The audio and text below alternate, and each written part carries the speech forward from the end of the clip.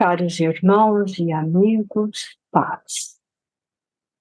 Antes de começarmos os nossos estudos,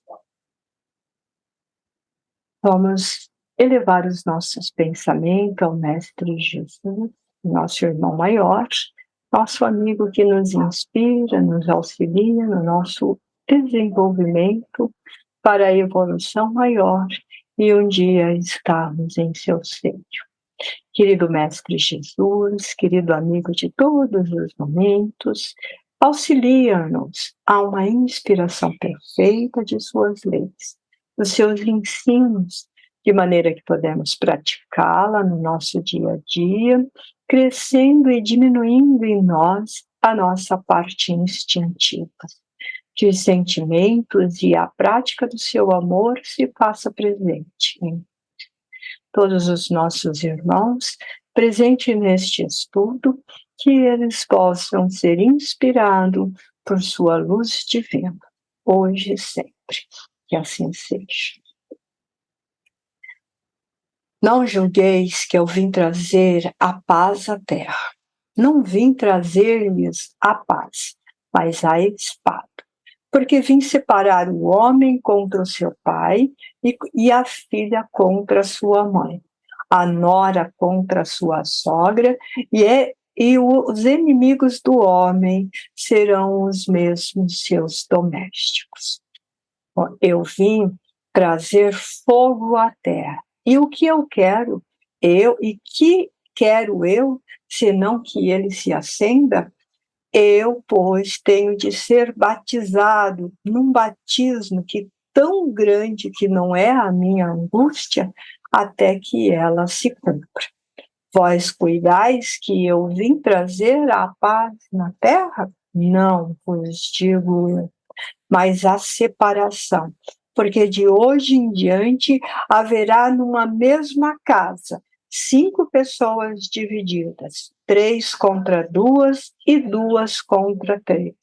Estarão divididas o pai contra o filho contra o seu pai, a mãe contra a filha e a filha contra a mãe, e a nora contra a nora e contra a nora, a sogra contra a nora e a nora contra a sogra. Esses 2 versículos estão no capítulo 10 e 12 de Mateus e Lucas, 34 e 36, 49 e 53. Mateus 10, 34 a 36 e Lucas 12, de 49 a 53. Nos parece bastante estranha esta moral. Aliás, este capítulo chama moral estranho. Por quê? Porque vemos Jesus falando de divisão, de fogo, de contrários, de guerras, de uma maneira de fogo na terra. E muitas vezes nós ficamos sem entender o que ele queria dizer com isso. E ele diz uma frase muito importante neste capítulo, quando ele diz assim: os seus inimigos mesmo, seus inimigos verdadeiros, serão os seus domésticos, ou seja, serão aqueles que estão na sua casa.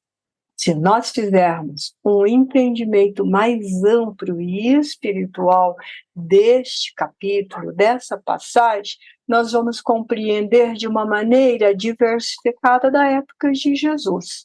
Quando ele estava em carne, ele estava junto com os seus, eles não tinham uma clareza com relação à vida espiritual. Na verdade, o povo de Jesus acreditava que ao morrer eles dormiam um sono em Seol, onde não poderia ser perturbado. Então eles não tinham realmente uma noção do que era uma vida contínua. E por causa disso, a Terra estava meio estacionada nas questões evolutivas materiais. Se nós lembrarmos bem, na época de Jesus não havia ciência, não havia tecnologia, não havia muita compreensão, e toda a história das civilizações até ali era patriarcal, ou seja, o homem mandava, comandava, e tinha servos e escravos realmente, e mulheres não tinham nenhum direito dentro da sociedade existente, salvo raríssimas exceções, porque todo mundo se lembra de Esther, de Ruth e outras mulheres fortes, e na época de Jesus, Madalena, mulheres fortes e que se impunham, que podiam mais do que a lei. Mas isto eram exceções. Então, Jesus está falando desse comodismo que todos viviam, desse conforto que todos viviam, e que não estava levando as pessoas a uma evolução, e sim a uma estagnação, e uma estagnação doentia. Então, ele vem falar disso. E a outra coisa que nós temos que pensar, que ele estava derrubando o poderio dos fariseus com as leis mantidas por Moisés até ali. Onde era restrito, era para poucos, viviam num conforto, e toda a sociedade do seu povo em miséria total. E ele está, então, modificando, ele modifica as estruturas religiosas e políticas da época. Agora, o que nós sabemos? Que para ter qualquer mudança política, religiosa, qualquer conceito novo, há necessidade de termos um olhar diferente. E ao termos um olhar diferente, muitas e muitas vezes vamos encontrar adversários entre aqueles que amamos. Então, os nossos adversários não é exatamente aqueles que são desconhecidos e que estão longe de nós. Os nossos adversários são, sim, aqueles que estão próximos de nós, aqueles que mais nos conhecem. Quem pode conhecer mais um filho do que o pai? Quem pode conhecer mais um pai do que o filho? Quem pode conhecer uma mãe mais profundamente do que o filho? Quem que a gente pode conhecer mais que sejam os nossos parentelos, nossos domésticos, aquele que tem funcionários, seus funcionários, aqueles que estão perto. Essa é a primeira mudança. Jesus está trazendo um ensino de amor, um ensino de paz. Ele está terminando com o olho por olho, o dente por dente. Portanto, se o filho compreende o cristianismo, compreende os ensinos de Jesus e entende que precisa perdoar o inimigo, mas o pai utiliza a lei de Moisés, onde o inimigo precisa ser cortado a fio de espada, vai dar ou não vai dar um conflito? Vai dar ou não vai dar uma divisão? Sim, era desse aspecto que ele estava falando. E demorou vários séculos, ainda muito tempo, para que o cristianismo pudesse ser compreendido na sua real função, que é de evolução do homem, o autoconhecimento, a autojornada e a evolução da Terra por conseguinte. Nós não podemos nos esquecer que o cristianismo de perseguido passou a ser perseguidor. O que fez? Pegou esses ensinos de Jesus e colocou em prática ao pé da letra. Ou seja, começou a matar e criar guerras e construir um tumulto em torno de si, separar mais ainda as famílias em nome de Jesus. E não foi isso que Jesus veio trazer quando ele disse que tinha que atear fogo. Atear fogo é queimar velhos conceitos. Depois, mais à frente, Paulo vai dizer: o homem velho morreu, o homem velho acabou, agora eu sou um homem novo. Do que Paulo estava falando? De que quando ele seguia os preceitos de Moisés, quando ele era um doutor da lei, ele perseguia os cristãos, ele mandava matar, ele mandava prender, e ele tinha um entendimento da lei. No momento que ele conheceu Jesus, ele era um outro ser, um outro homem. Então ele passou do olho por olho, dente por dente, para perdoar o inimigo. Ele passou de que você precisa cortar ao fio da espada o mal, apedrejar, como ele fez com Estevão e muitos outros, porque esse é um único caso registrado, para o amor tudo pode, o amor tudo perdoa, o amor tudo compreende. E isto é a mesma coisa que nós temos que fazer.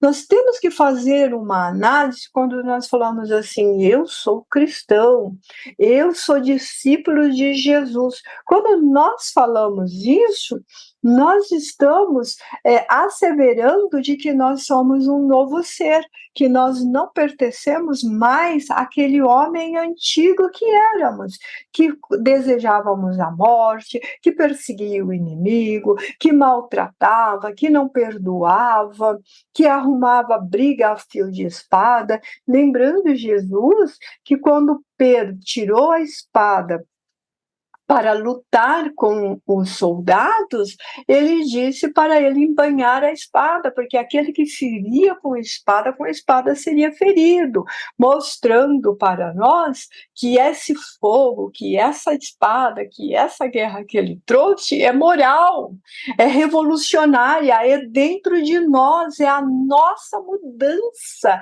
mas não é a mudança para o outro, não é a mudança de fachada, faz de conta que eu sou boa, mas por trás eu faço coisas ruins.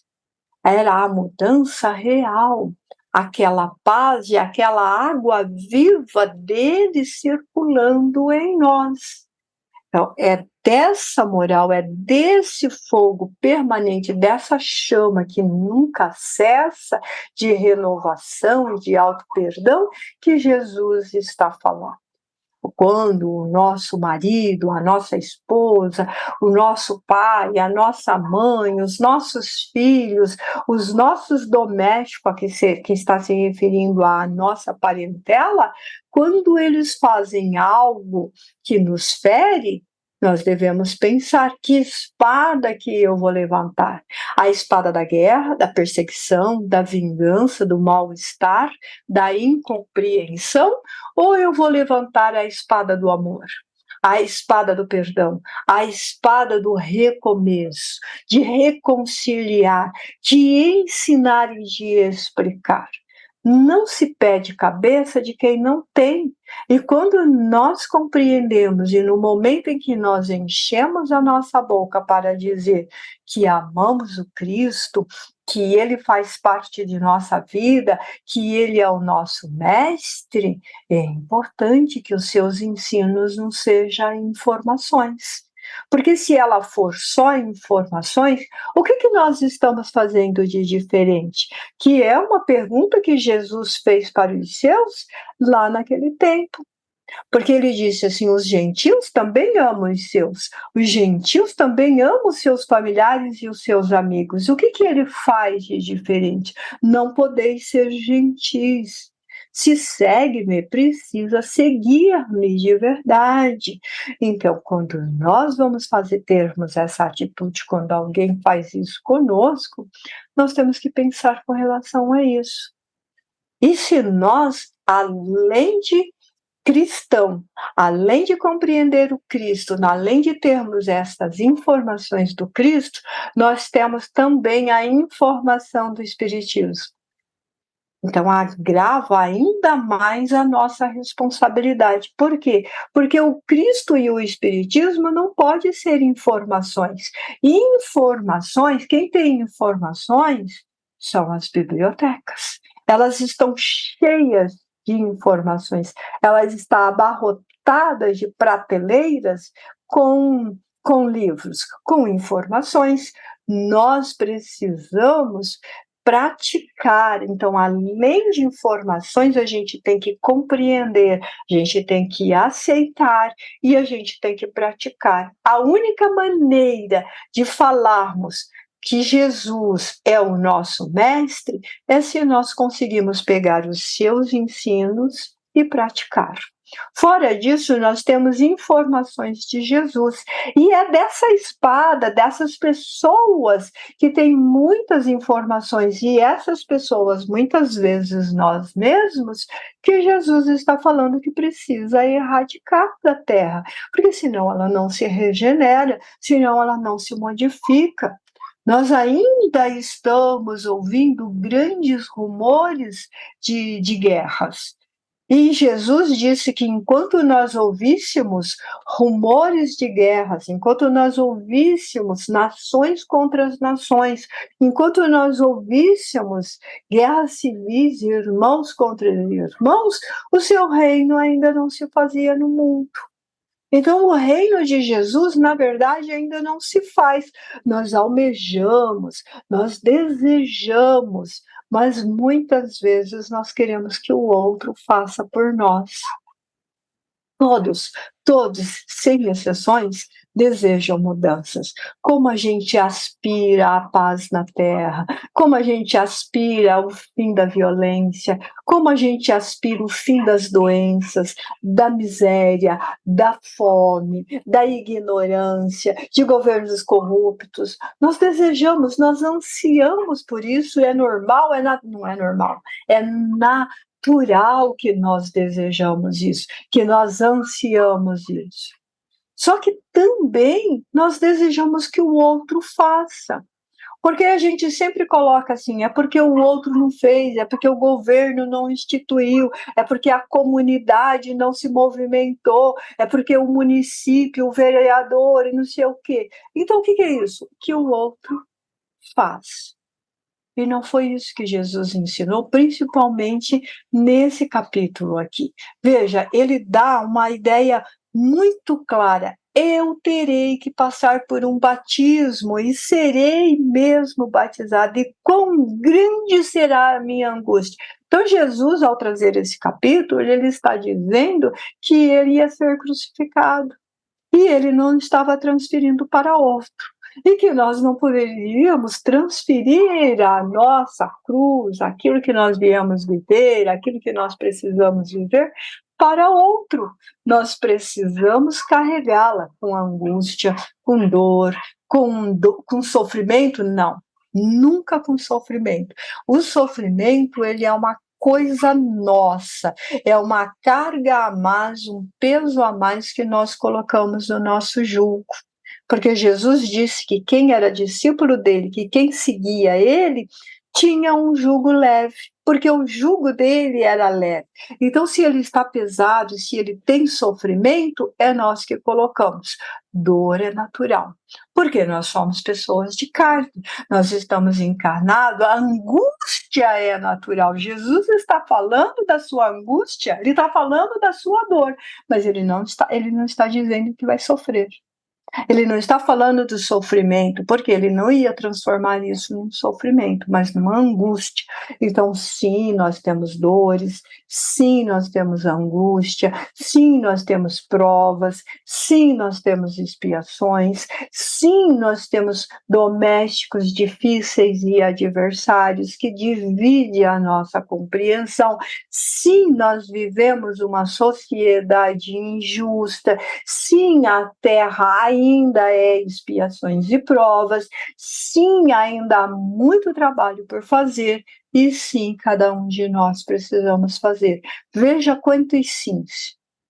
Mas nós gostamos de permanecer nos nãos, senãos, porém, talvez, todavia, um dia, amanhã, no futuro. Tudo coisas que adiam a nossa própria evolução. Precisamos começar agora. Tudo começa e termina por nós. Então, minha dor começa e termina em mim, a minha angústia começa e termina em mim, e a sua angústia começa e termina em você. Ela não pode ser transferida. Ele deixa, olha o batismo que eu vou passar, eu não posso transferir. Eu vou passar. E por que eu vou passar? Para que compreendas que a vida é diferente do que você está vivendo, para que compreendas hoje, amanhã e depois que a vida é diferente, para que compreenda que se existimos hoje, nós existimos antes, e se existimos antes e hoje, existiremos depois.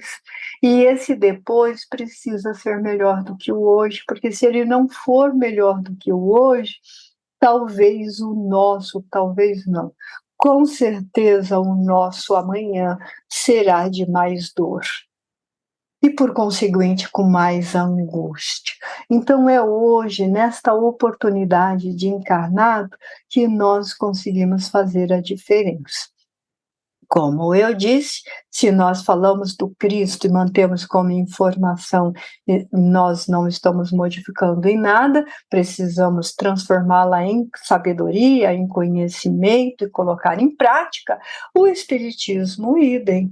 Se eu sou espírita, se eu sigo o Espiritismo, ele nos diz que Jesus trouxe o amor e não a espada de guerra. Ele nos diz que nós estamos encarnados com adversários porque ou nós o ferimos ou ele nos feriu e nós estamos juntos agora para o perdão, para a reconciliação, para recomeçar uma vida futura melhor do que essa que está vivendo.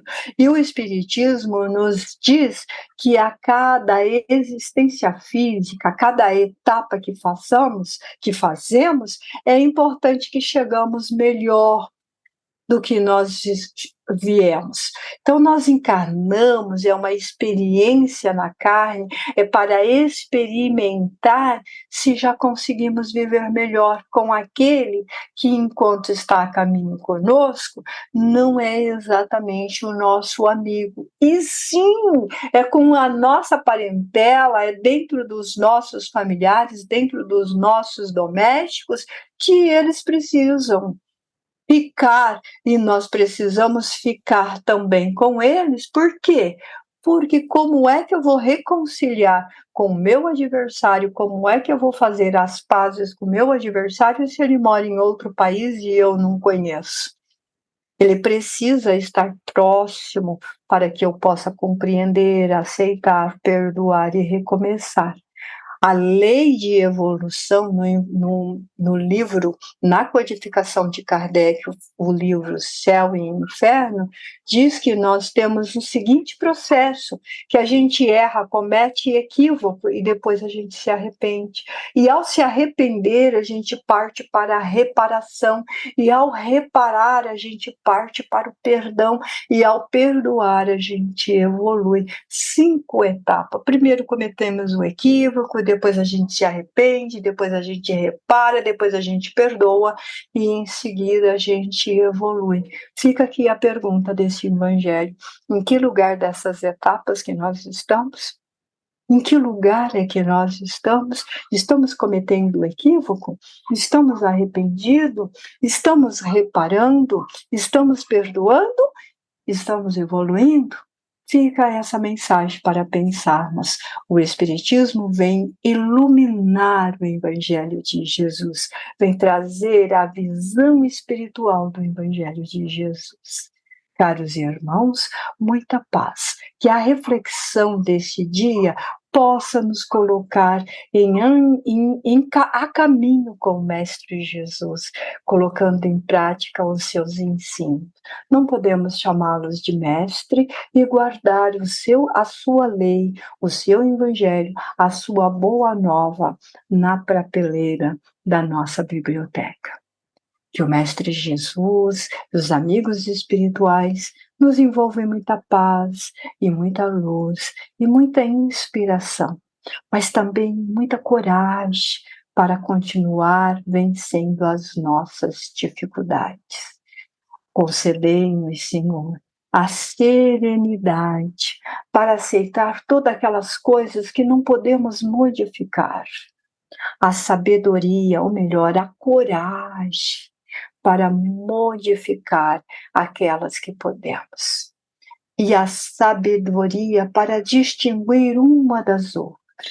Que o seu amor, que os amigos espirituais nos envolvam em imensa paz, não agora, não hoje, mas todos os dias da nossa vida, que é imortal.